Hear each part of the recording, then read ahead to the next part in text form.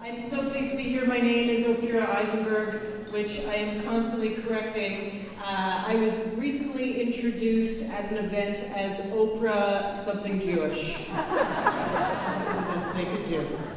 Very fun. So I was thinking about a story for this, and you know, I wrote my entire life, and I miss some types of writing.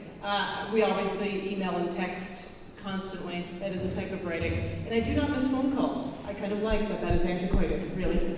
But I miss letter writing. I was a huge letter writer.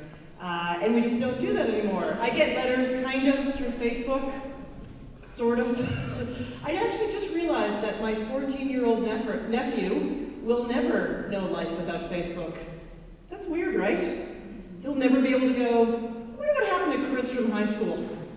And just shrug his shoulders and move on. Those are the golden years.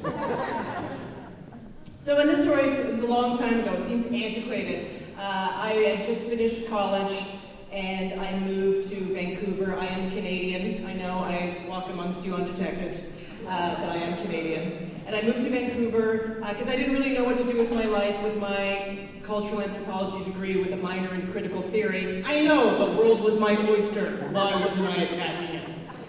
So I moved to Vancouver to sort of figure out myself, and I got a job as a assistant receptionist. That's right, not good enough to be a receptionist, at a sewage pump company. Wow, what does that company do? Exactly what you think it does, exactly. And I also, I took a house-sitting gig, which meant that I was house-sitting someone's house. It was a very lonely combination.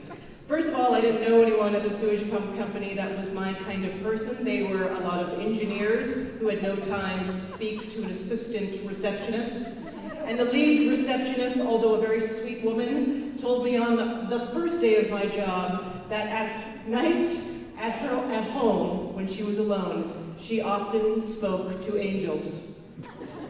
Not one angel, many angels. And I have no problem with that on a theoretical level. I just know that me and her, not gonna be besties.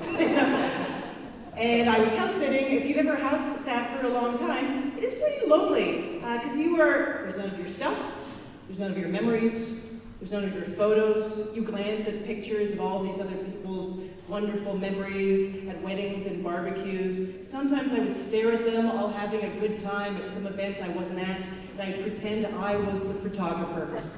Like maybe I was there. It was very lonely, and I actually started reminiscing and romanticizing my college life. I forgot all about how difficult exams were and the stress and having no money, and I just really focused on how great it was to have purpose, and I really started to romanticize my college boyfriend. In hindsight, it was a very insignificant relationship, 8 months of dating. He was a puppeteer, which was like whimsical and fun because he always kind of lived in this land of make-believe, but also would be trying at times when I just wanted to talk about how I couldn't make my student loan payment, you know, and he'd be like, why don't you talk to Harvey? And I'd be like, no, I'll talk to Dave. So we broke up, but all of a sudden I started thinking about it, and I could only remember the good times. That is like one of the wonderful things about memory when you do that. And I just remembered how much fun we had, and how lighthearted it was, and I thought about that maybe I should reach out to him. And of course, this is before you could just stalk someone on Facebook, so my option was to give him a call. And I did, and he picked up. Why? Because there was no call display. Right? This was back in a time when you would just pick up the phone and an adventure would begin. You had no idea what was about to happen. It would just be a hello, and the ride would start. And I was like, hi Dave, it's Ophira. And he was pretty excited to hear from me. And we chatted, you know, just lighthearted chatter. Oh, what are you doing? What is it I'm doing? Ha ha ha. Very, very nice and pleasant. And when we got off the phone, it felt so great to connect to someone that it felt deeper to me. I was like, oh my God, we are soulmates, and we need to get back together immediately. And I had to do something about it. I didn't know what to do. So for the next day, I thought about it all day at the sewage pump place. I thought about it while answering only the very unimportant calls as an assistant receptionist. And when I got home that night, I sat down and I decided I wasn't going to call him again because that meant a dialogue. What I was going to do is I was going to write him a letter. And I was going to tell him everything I felt about him and everything that would make him believe that we were meant to be together. And I sat down and wrote 7 pages of a flowery love letter. I used words like rapturous, words I've never used again, passionate, hot. I believe there was a heaving. You know, it was 13 shades of gray, but I didn't even know like that at the time. It was a romance novel, but very specific.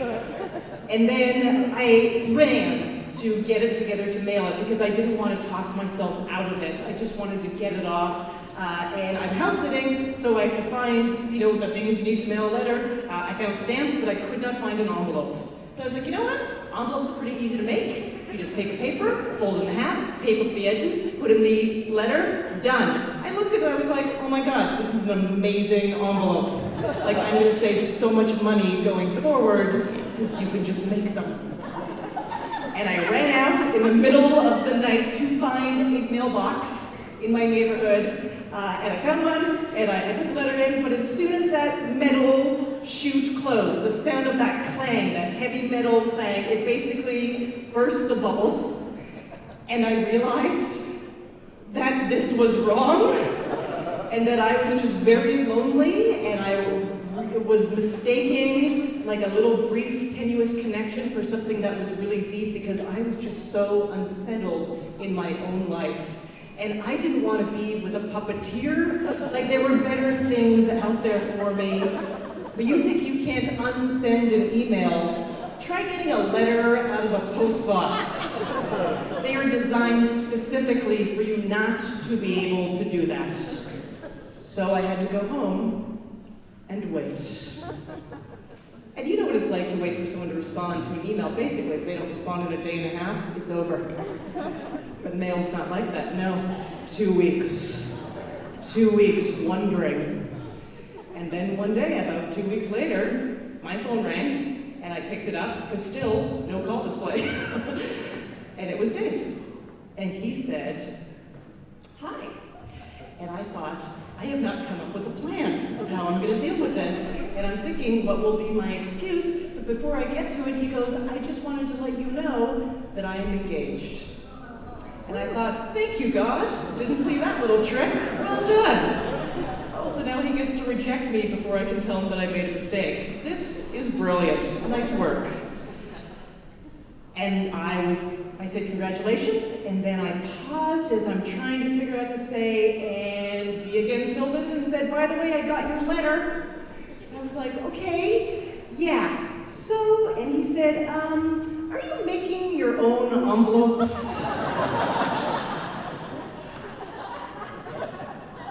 I was like, yes, well, I'm not making my own envelopes as a trade. It was just something I did. He goes, well, you're really bad at this.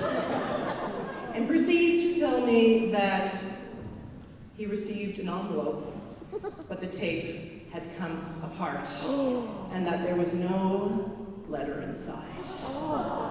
He goes, so, what did you write?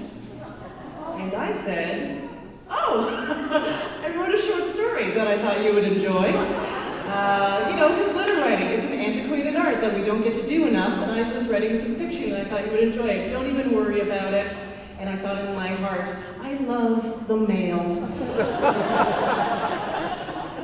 And he said, okay, well, you know, feel free if you write it again I would love to hear more. I was like, absolutely, congratulations again. And he was like, okay, I'll talk to you soon, Ophira. And we said goodbye, and this time we meant it. And it's possible that he could have lied. And if he did, I really, really like that guy. I really like that guy. But for that 1 second, I gotta say, I think an angel was watching over me. Thank you.